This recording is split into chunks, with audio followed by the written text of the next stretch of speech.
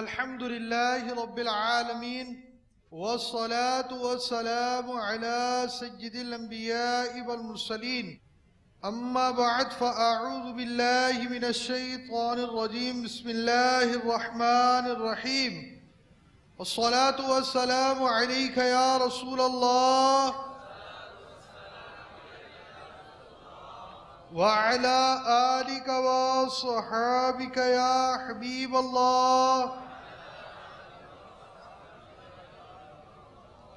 الصلاة والسلام عليك يا نبي الله وعلى آلك وصحابك يا نور الله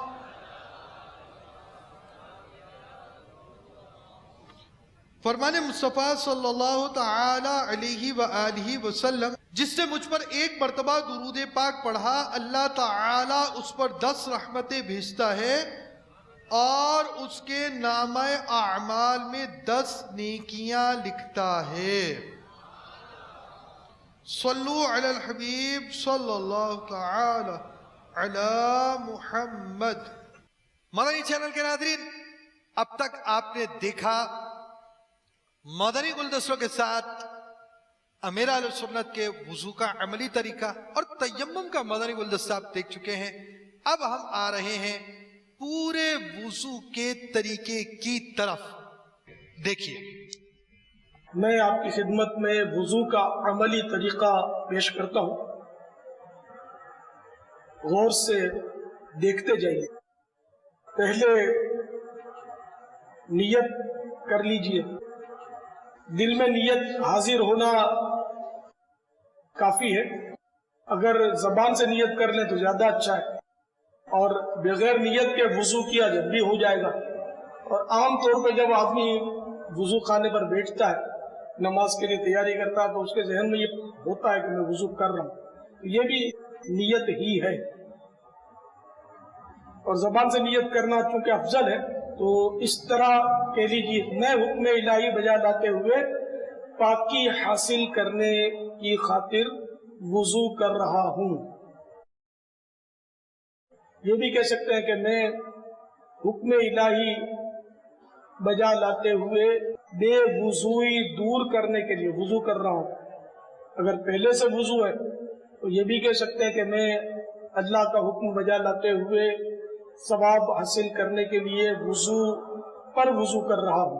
بسم اللہ کہہ لیجئے، بہتر یہ ہے کہ بسم اللہ والحمدللہ کہیے، کہ حدیث پاک میں ہے کہ جو وضو سے قبل بسم اللہ والحمدللہ کہہ لیتا ہے، جب تک وضو باقی رہتا ہے فرشتے اس کے لیے نیکیاں لکھتے رہتے ہیں۔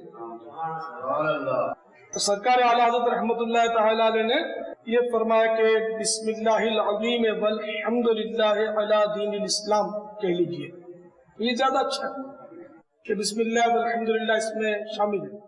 اس کے بعد درود پاک پڑھیے، صلی اللہ تعالی علی محمد۔ اس کے بعد پڑھنا ہے کلمہ شہادت، اشہد ان لا الہ الا اللہ وحدہ لا شریک لہ واشہد ان محمدا عبدہ ورسولہ صلی اللہ تعالی علیہ وآلہ وسلم۔ مسواک شریف یہ وضو کی سنت نہیں ہے، یہ وضو کی سنت قبلیہ ہے۔ مسواک کو پکڑنے کا طریقہ یہ کہ چھوٹی انگلی اور انگوٹھا مسواک کے نچلے حصے پر اور 3 انگلیاں اوپر رکھنی ہے، اور مسواک کا ریشہ ایک طرف ہو، دونوں طرف نہیں بنانا، اور چنگلیاں یعنی چھوٹی انگلی کی موٹائی یہ مسواک ہو، ایک بالش سے بڑی نہیں ہونی چاہیے کہ ایک بالش سے بڑی ہو تو شیطان اس پر بیٹھتا ہے۔ ایک بالش سے چھوٹی میں حرج نہیں ہے، مگر اتنی چھوٹی بھی نہ ہو کہ سنت کے مطابق پکڑ میں نہ آ سکے۔ مٹھی باندھ کر مسواک نہیں کرنی چاہیے کہ اس سے بواسیر ہو جانے کا اندیشہ ہے۔ اور ہر عضو دھوتے وقت درود شریف پڑھنا ہے، اور بہتر یہ کہ ساتھ میں یا قادرو بھی کہہ لیں تو انشاءاللہ کوئی اغوا نہیں کر سکے گا۔ مسواک دھونی ہے، پہلے دانتوں میں اوپر کی طرف سیدھی طرف، پھر اوپر ہی الٹی طرف، پھر نیچے ہی سیدھی طرف، پھر نیچے الٹی طرف، تو اس طرح مانج کر فیضان مسواک جاری رہے گا، فیضان مسواک جاری رہے گا، فیضان مسواک جاری رہے گا، میری عادتیں ہو بہتر۔ ایک بار ہو گئی، اس کو دھو لیجیے، میری عادتیں دھونے کے بعد دوبارہ اسی طرح مسواک کیجیے۔ مجھے متقی بنانا مدنی مدینے والے، فیضان مسواک یہ 2 بار ہو چکی ہے، اب تیسری بار کے لیے مسواک دھوئی جا رہی ہے۔ جاری رہے گا، میری ہر ادا سے یا نبی سنت جھلکتی ہو، میری ہر ادا سے یا 3 بار میں مسواک کر چکا، اب اس کو دھو کر جاؤ جدھر جاؤ تیری خوشبو مانگتی ہو، یہ میں نے اپنی جیب میں مسواک کو کھڑی کر دی۔ حضور یہ کیا عمل فرما رہے ہیں؟ یہ میرے منہ میں مسواک کے ریشے ٹوٹ کر آ گئے تھے، وہ میں نکال رہا تھا، کیونکہ یہ مسواک جو ہے اعلی ادائے سنت ہے، اس کو پھینک دینا ٹھیک نہیں، اس کو جب یہ قابل استعمال نہ رہے تو ادب کی جگہ رکھنا چاہیے، یا ٹھنڈی کر دیں یا دفن کر دیں۔ تو یہ ریشے بھی چونکہ اعلی ادائے سنت کے ہی اجزاء ہیں، تو کلی میں بہانے کو جی نہیں چاہتا کہ بہنے کے بعد پھر یہ ظاہر ہے کہ ادب کی جگہ تو جانے سے رہی۔ ہاں اگر نہر پر یا سمندر پر وضو کر رہے ہوں مسواک کے ریشے وہ بہا دیے تو الگ بات ہے، تو اس لیے میں نے ادب کو جیب میں ڈال دیا ریشوں میں۔ میں نے گھر میں اپنے ایک چھلنی رکھی ہے، وہ مسواک کرنے کے بعد کوشش کرتا ہوں کہ چھلنی میں کلی کر لیتا ہوں، تو ریشے بآسانی وہ چھلنی میں بیٹھ جاتے ہیں۔ لیکن اس وقت تو میں وضو خانے پر ہوں، چھلنی میرے پاس موجود نہیں، اور ہر ایک چھلنی رکھ نہیں سکتا کہ اس میں ظاہر ہے کہ حرج جیسی بات ہے۔ تو یہ مسواک کے ریشے اگر نہیں بھی چنے تو کوئی گناہ نہیں ہے، بس یہ ادب کی بات ہے۔ اور میرے آقا اعلیٰ حضرت جو عاشقوں کے بھی امام ہیں وہ فرماتے ہیں ہم عشق کے بندے ہیں کیوں بات بڑھائی۔ تو میں نے جو فعل کیا ظاہر ہے وہ شریعت سے نہیں ٹکراتا، بلکہ انشاءاللہ مجھے اس پر ثواب ملے گا کہ میں آقا کی سنت ادا کرنے کے آلے کے اجزاء کا میں نے احترام کیا الحمدللہ۔ اور جو ایسا نہیں کرتا میں نہ اس کو برا بولتا ہوں نہ غلط بولتا ہوں۔ پھر اعضاء وضو پر پانی چپڑ لینا یہ مستحب ہے۔ میری کوشش یہی ہوتی ہے کہ پہلے مسواک کروں پھر پانی چپڑوں، مطلقاً مستحب ہے سردی میں خصوصاً۔ تو اس طرح یہ ہوگا کہ کھال بھی نرم ہو جائے گی، بال بھی بچ جائیں گے، اور اگر جھریاں وغیرہ سردی کی وجہ سے ہیں تو وہ بھی گیلی ہو جائیں گی، تو اس میں بآسانی پانی بہہ جائے گا اور پانی بھی کم استعمال ہوگا۔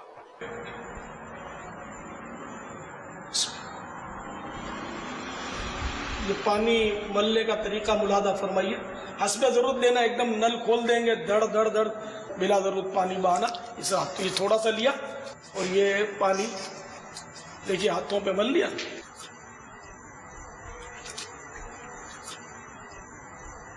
مزید ضرورتاً پانی لیا،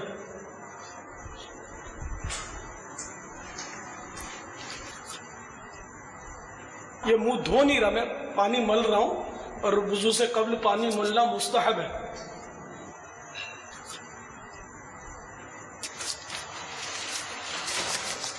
یہ ہاتھوں پر بھی الحمدللہ پانی مل لیا۔ سردیوں میں زیادہ احتیاط کرنی ہوگی کیونکہ اس وقت گرمی ہے تو پانی جلدی پھیل گیا اور وہ اعضاء میرے جو ہے اس پر پانی دیکھیں تر ہو گئے، لیکن دھلے نہیں ہے، اس لیے کہ دھلنے کی تعریف یہ ہے کہ ہر جگہ سے کم از کم 2 قطرے بہہ جائیں۔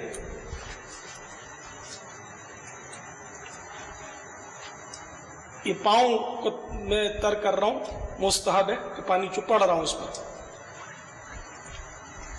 اور پاؤں تو ٹخنوں تک دھونے ہوتے ہیں، لیکن آدھی پنڈلی تک میں تر کروں گا، اس لیے کہ آدھی پنڈلی تک دھونا مستحب ہے۔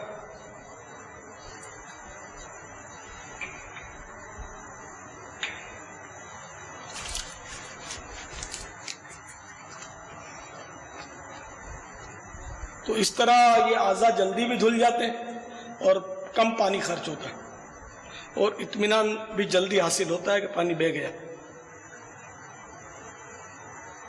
بنا خشک اعضاء پر پانی ڈالنے سے یہ ہوتا ہے کہ بعض جگہ سے پانی بہتا ہے اور بعض اوقات بعض جگہ سوکھی رہ جاتی ہے. خصوصاً سردیوں میں یہ بہت امکان ہوتا ہے کہ سوکھی رہ جائے جگہ اگر زیادہ احتیاط نہ کی جائے. ان کونوں کھانچوں میں زیادہ پانی ملنا چاہیے. جو انگلیوں کے جوڑ جہاں ہوتے ہیں نا یہ سردیوں میں خاص کر خشک ہو جاتے ہیں. ان میں پانی اگر آپ تھوڑا ہاتھ ملتے رہیں گے نا تو پانی جلدی ان میں بیٹھ جائے گا اور نرم کر دے گا جگہ کو, دھونا آسان ہو جائے گا. یہ ایڑی کے اوپری حصے میں بھی بعض اوقات معمولی سے پھٹن ہو جاتی ہے تو بھی خشک ہوتی ہے جگہ, پانی بہنا ذرا دشوار ہوتا ہے اس میں.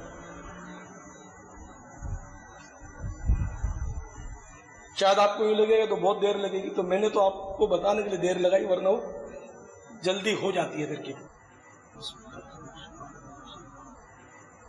اب میں ہاتھ دھو رہا ہوں. 3 مرتبہ ہاتھ دھونا سنت ہے. یہ میں نے 3 مرتبہ ہاتھ دھوئے, لیکن آپ کو شاید یہ لگا ہوگا 3 بار دھوئے تو نہیں. تو چونکہ میں بہتے نل کے نیچے میں نے ہاتھ دھوئے نا, تو جب کوئی پانی بہہ رہا ہو چاہے وہ نل سے بہہ رہا ہو تو اس کے نیچے اتنی دیر ہاتھ اس پانی میں رکھ دینا کہ 3 بار دھونے جتنا اس میں پانی بہہ جائے, تو یہ تسلیس کی سنت ادا ہو جاتی ہے. 3 بار دھونے کی سنت ادا ہو جاتی ہے. اور ہاتھ دھونے کے بعد اب یہ خلال کرنا بھی سنت ہے انگلیوں کا ہاتھ کی. اب 3 بار کلیاں کرنی ہیں, اور کلیوں میں یہ ذہن میں رہے کہ بعض لوگ جلدی میں تھوڑا سا پانی لیتے ہیں اور پچ کر کے ڈال دیتے ہیں. یوں کلی نہیں ہوتی. کلی میں کہ منہ کے تمام کل پرزوں میں, دانت کی تمام کھڑکیوں میں جو 2 دانتوں میں سوراخ ہوتے ہیں, گیپ جس کو بولتے ہیں, ان سب میں پانی پہنچ جائے. اور اس طرح کلی کرنا وضو میں سنت المؤکدہ ہے, جبکہ غسل میں فرض ہے, ورنہ غسل ہوگا ہی. اور پان کے اجزاء, چھالیا, بوٹی کے ریشے, غذا کے اجزاء, یہ اگر دانتوں میں پھنسے ہوئے تو ان کا نکالنا ضروری ہے. کوشش کرنی پڑے گی. سرکار اعلیٰ حضرت رحمت اللہ تعالیٰ علیہ فرماتے ہیں کہ 2 کے بجائے 10 کلیاں بھی کرنی پڑے. تو منہ میں پانی لے کر خوب جنبش دے, یعنی پانی کو ہلائے تاکہ وہ ریشے ہوں تو وہ نکل آئے.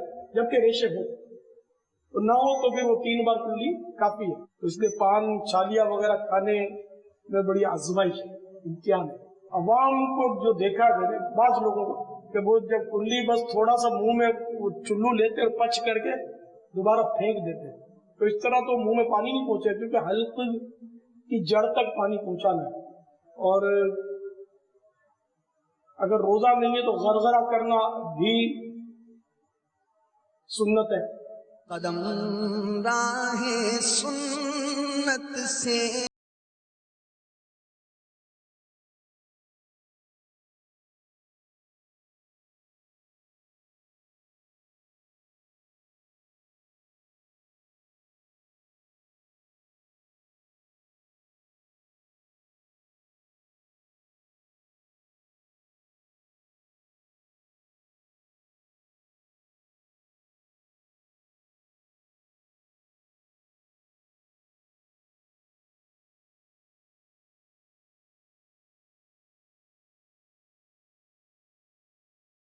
لینے کا طریقہ بھی نوٹ کرتے جائیں کہ پانی گرنا نہیں چاہیے. تو نہیں کہ 10 کلیوں کا پانی گر جائے تو پھر ایک کلی بھرے. تیری رضا یا الہ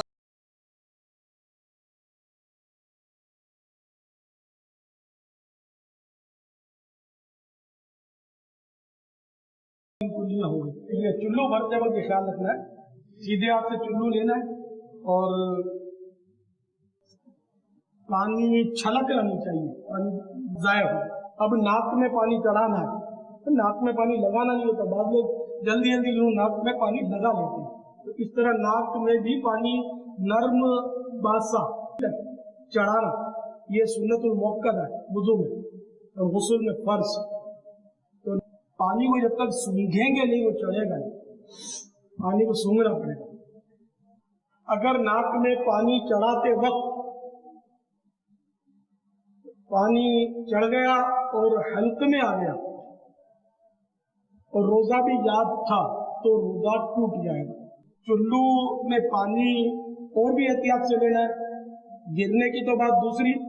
باہر شریعت میں لکھا ہے کہ ناک میں پانی چڑھاتے وقت آدھا چلو کافی ہے. تو اب پورا چلو اسراف نہیں. ناک میں کھانے چھوٹے سے تو کھانے اس میں کتنا پانی چڑھائیں گے؟ پورا چلو تو سمائے گا نہیں, بچ جائے گا, پھر آپ کو پھینکنا پڑے گا. تو اس لیے تھوڑا سا پانی لیں, آدھا چلو, کہ وہ دونوں ناک کے نتنوں کو کافی ہو جائے.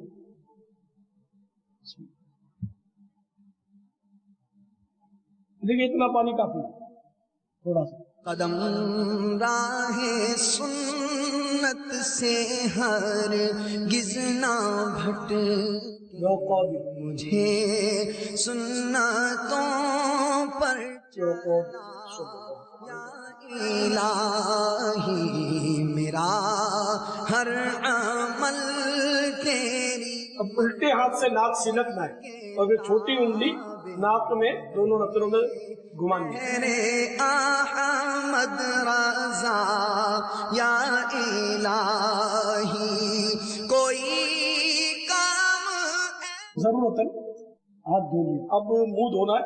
منہ یہ جہاں سے قدرتی طور پر بال جمنے شروع ہوتے ہیں, یہاں سے آپ اپنی تھوڑی پر ہاتھ رکھیں گے تو یہاں تھوڑا سا آپ کو ہڈی نظر آئے گی جو تھوڑا سا مطلب گڑا سا پڑتا ہے. تو یہ تھوڑی کے نیچے تک جو ہے یہ منہ ہے, یہاں یعنی کہ لمبائی میں, اور چوڑائی میں یہ ایک کان کی لو سے دوسرے کان کی لو تک یہ سارا منہ. یہ منہ دھونے میں یہ حصہ جو ہے اگر احتیاط نہیں کی جائے تو اکثر سوکھا رہ جاتا ہے, اور یہ حصہ دھونا فرض ہے. اس کو کان پٹی کہتے ہیں.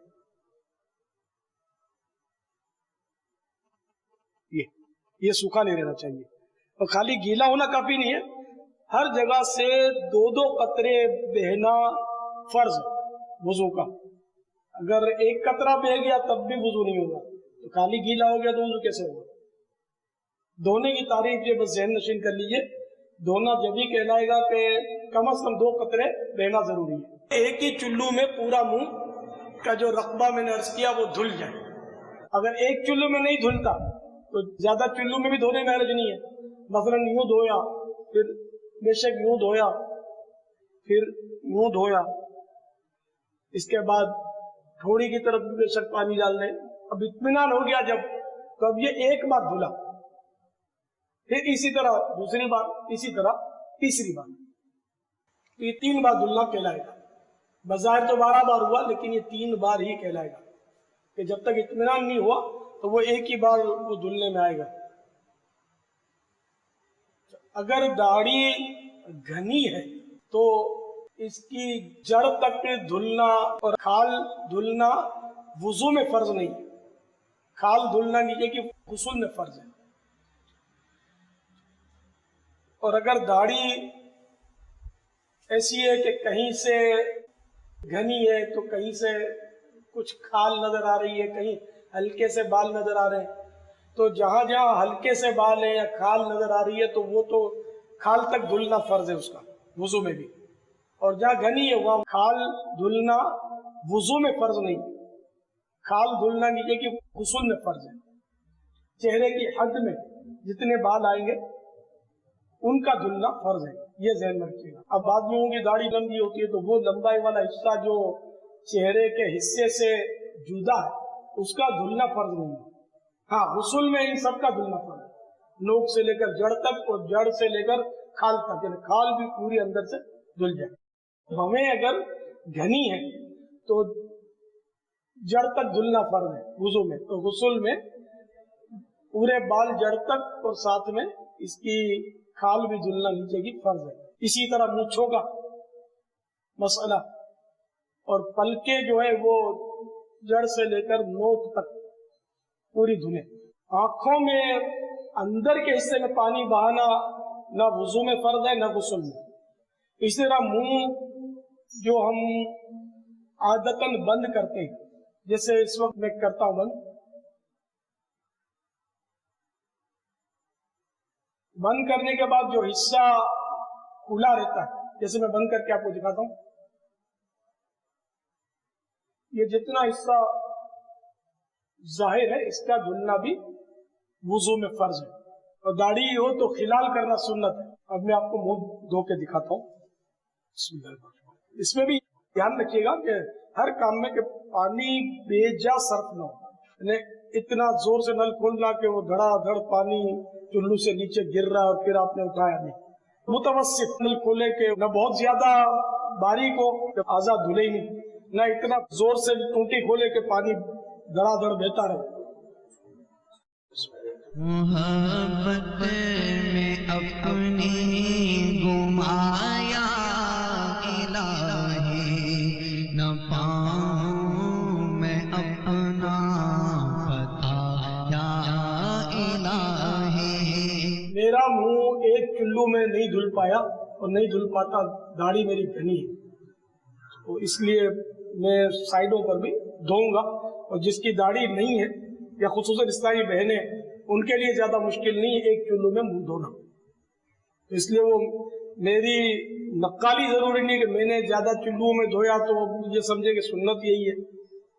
मेरे लिए हमारा लिए कि मुझे हाजत है कि मैं 4 बार में 1 बार धोऊं, और आप 1 बार में 1 धो सकते हैं तो 1 बार में धोएं। मोहब्बत में अपनी घुमाया इलाही, न पाऊं मैं अपना बताया इलाही।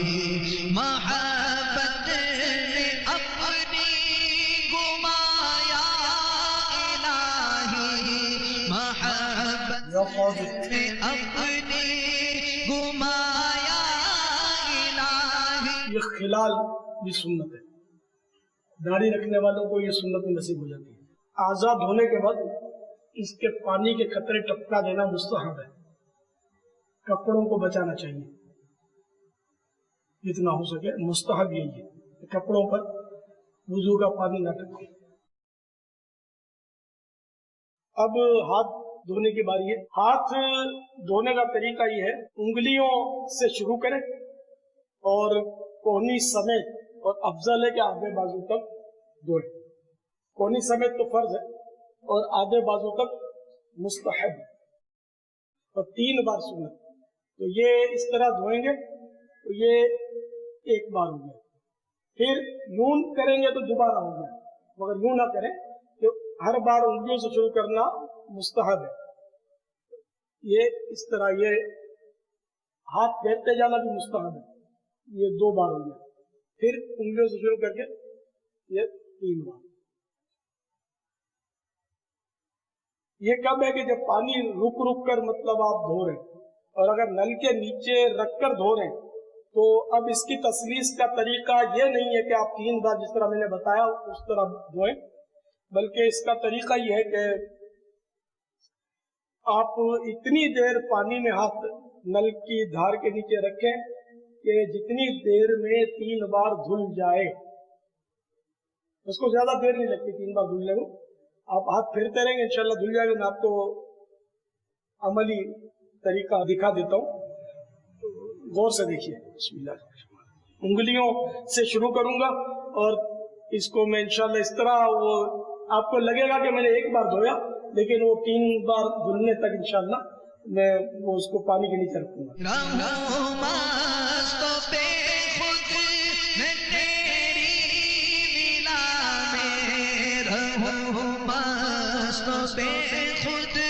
अल्हम्दुलिल्लाह ये 3 बार आधे बाजू तक धुल गया। अब उल्टा हाथ भी इसी तरह धोना है। या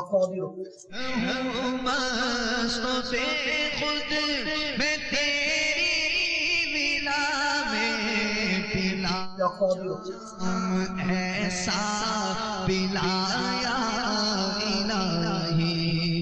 ये मुस्तहब है कि इसके पानी के कतरे टपका दिए जाए।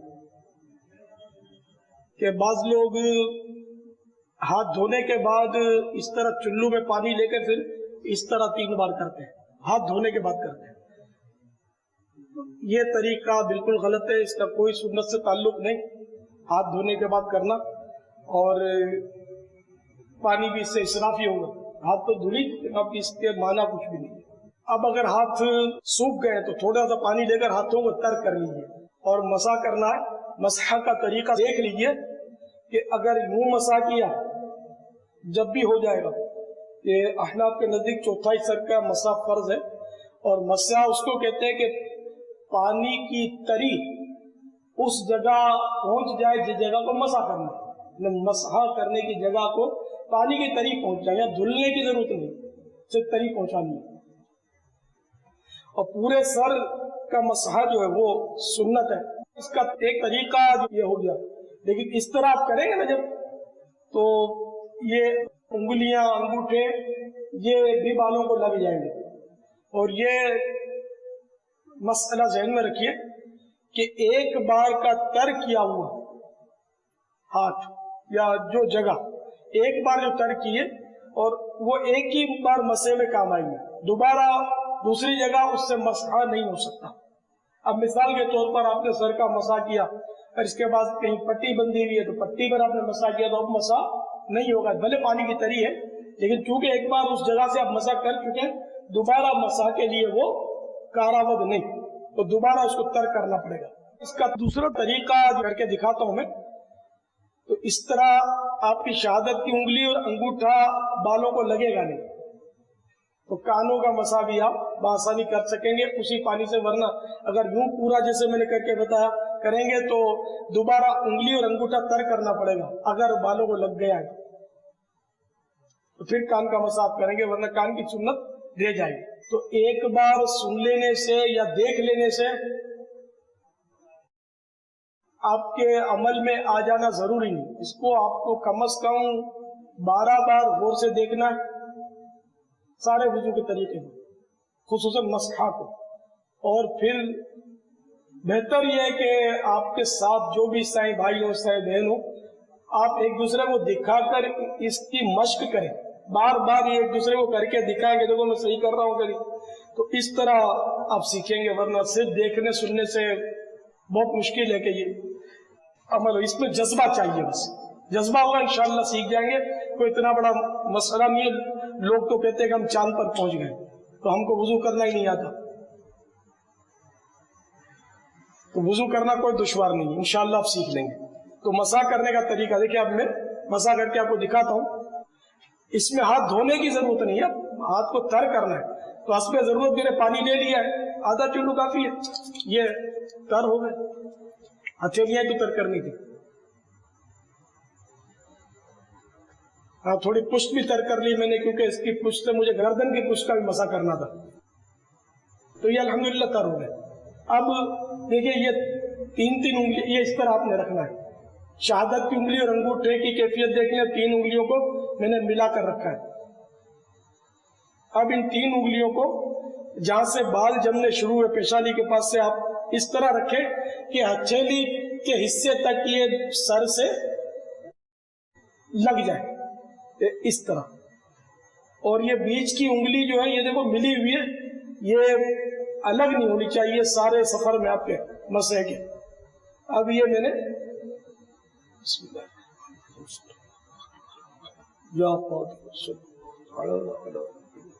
یہ آخر تک انگلیاں ملی ہوئی رکھنی ہے جتنی مل سکتی ہیں، کم از کم ایک انگلی تو ملی ہوئی رہے۔ اب یہ پہنچ گئی آخری بالوں کے حصے تک۔ اب آپ نے پلٹنا ہے، یہ بھی بیچ کے سر کا مسا ہوا ہے، ابھی جوانب یعنی سائڈیں باقی ہیں۔ اب ہتھیلیوں کی باری ہے، انگلیوں کی ڈیوٹی ختم ہو گئی، اور شہادت کی انگلی اور انگوٹھا شروع میں بھی نہیں لگے تھے بالوں پر اور اب بھی نہیں لگیں گے، تو اب یہ اس طرح آپ نے پلٹنا ہے ہتھیلیوں کے ذریعے۔ اب یہ جو انگلیاں تھی 3 جو لگائی تھی وہ نہیں لگیں گی، صرف ہتھیلیاں، اور اس طرح آپ جمپ دے کر نہیں لائیں گے، بعض لوگ جمپ دے کر لاتے تو بال مسے سے محروم رہ جائیں گے۔ یہ اس طرح بالکل ہر وقت ہتھیلیاں جو ہیں آخر تک سر سے لگی رہیں گی، اس طرح یہ آخر تک لے آیا۔ اب یہ ہو گیا سر کا مسا۔ اب شہادت کی انگلی سے کان کے اندرونی حصے کا مسا کریں گے اور انگوٹھے سے کان کے باہری حصے کا مسح کرنا ہے. اس کا طریقہ دیکھ لیجیے. شہادت کی انگلی سے اس طرح کان کے آپ سوراخ پر رکھیے اور گھماتے ہوئے کانوں کے جو بھی وہ کھانچے اور نشیب و فراز ہیں ان پر آپ ان کو پھرا دیجیے. یہ کان کے اندرونی سطح کا ہو گیا. اب انگوٹھے سے کان کی باہری سطح کا مسح. یہ الحمدللہ دونوں کانوں کے مسے ہو گئے. اب آپ کو انگلیوں کی پشت سے گردن کی پشت کا مسح کرنا ہے. پہلے سیدھی طرف پھر الٹی طرف. اچھا اب بعض لوگ جو ہے وہ گلے کا مسح کرتے ہیں تو یہ سنت نہیں ہے. امیر اہل سنت سے عرض ہے جس طرح آپ نے ہمیں مسح کرنے کا طریقہ ابھی بتایا ہے عام لوگ تو اس طرح کرتے ہوئے نظر نہیں آتے. دراصل علم دین سے دوری اور اچھی صحبتوں سے دوری ہے. مطالعہ کرنے کا ذہن نہیں ہونے. کتابوں میں سب لکھا ہوا ہے. عوام تو بس بیچارے عام طور پہ مسح اس طرح کرتے دیکھے جاتے ہیں. میں آپ کو وہ غلط طریقہ جو ہے وہ بتاتا ہوں جس طرح کرتے ہیں. ہاتھ باقاعدہ دھوتے ہیں, ہاتھ جیسے پانی لیں گے ہاتھ میں, اور اب وہ پھر وہ پتہ نہیں انگوٹھے چومنے کا یہاں کوئی سلسلہ ہے, وجہ نہیں پتا, تو یہ کیسے چل گیا. تو ہاتھ میں پانی لیا پھر یوں کریں گے.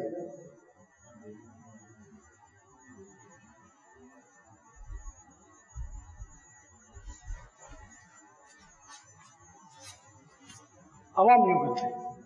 یہ بالکل یعنی کہ غیر سنت کے مطابق نہیں.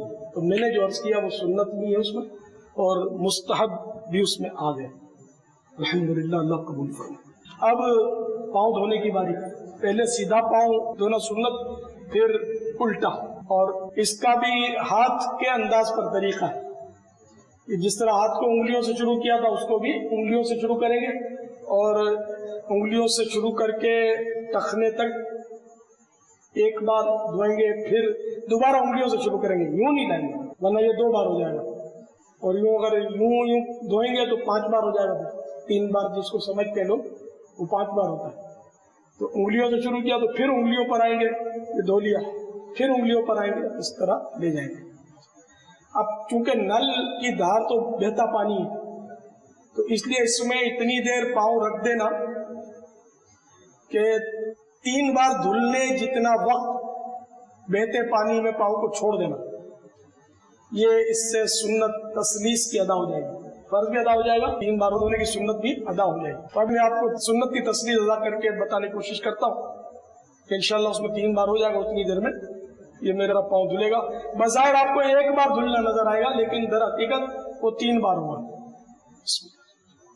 پانچوں نمازیں پڑھو با جماعت میں, پانچوں نمازیں پڑھو با جماعت. اور آدھی پنڈلی تک دھونا جو ہے یہ مستحب ہے, تو میں آدھی پنڈلی تک لے جاتا ہوں.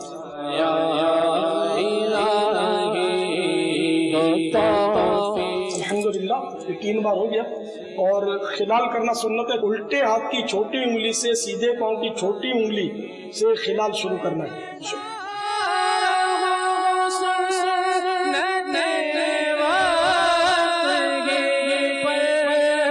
یہ خلال بھی ہو گیا. اب اسی طرح الٹا پاؤں دھونا ہے, لیکن خلال میں انگوٹھے سے شروع کریں گے انشاءاللہ پاؤں دھونے کے بعد, مگر نل بند ہونا چاہیے خلال کرتے ہوئے.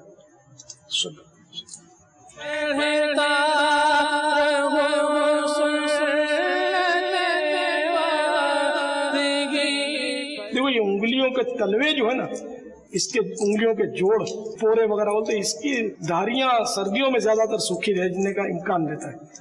اس لیے دھاریوں میں پانی بہت احتیاط سے بہانا ہوگا. یہ انگلیوں کو بھی کشادہ کر کر کے ان کے بیچ میں پانی ڈالنا ہوگا. سردی میں بھی گرمی میں بھی فرض ہے دھونا ان حصوں کا بھی.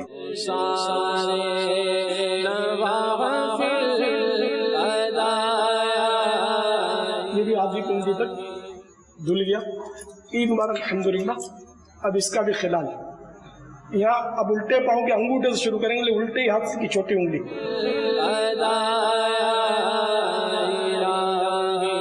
अल्हम्दुलिल्लाह दोनों पाँव धुल गए। अब आसमान की तरफ नजर उठाकर कलमा शहादत पढ़ेंगे, और जो आसमान की तरफ नजर उठाकर कलमा शहादत पढ़ता है उसके लिए जन्नत के 8 दरवाजे खुल जाते हैं। अशहदु अल्ला इलाहा इल्लल्लाह वहदहु ला शरीका लह व अशहदु अन्ना मुहम्मदन अब्दुहु व रसूलुहु। सूरह कद्र आसमान की तरफ नजर उठाकर वुदू के बाद पढ़ने से इंशाअल्लाह कभी अंधा नहीं होगा। इन्ना अंज़लनाहु फी लैलतिल क़द्र वमा अदराका मा लैलतुल क़द्र लैलतुल क़द्र खैरुम मिन अल्फि शहर तनज़्ज़लुल मलाइकतु वर्रूहु फ़ीहा बिइज़्नि रब्बिहिम मिन कुल्लि अम्र सलामुन हिया हत्ता मत्लअल फज्र। ये दुआएं भी पढ़ी जाती हैं।